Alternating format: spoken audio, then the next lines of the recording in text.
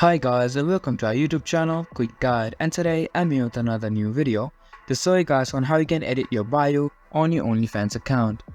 To do so, just follow some simple steps that I will show you right here on this video. First of all, open up onlyfans.com from your laptop or your PC. After that, input your account credentials and log into your account, and after you log into your account, you'll be on the home page of it. And here you can see a profile button on the left side of your screen. Click on my profile, and after that click on edit profile again. And here if you scroll down, you can see a box for bio. Now if you have put any bio already, you can still edit this bio with however you want.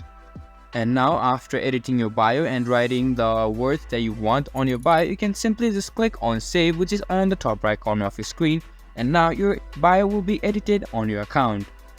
And that's how you can edit your bio on OnlyFans. This was for this video, and I hope you guys find our video helpful. If you do, make sure to leave a like, subscribe to our YouTube channel and hit the bell notification. And don't forget to drop a comment for your review. And for more content like this, see you guys in our next video. Thank you for watching.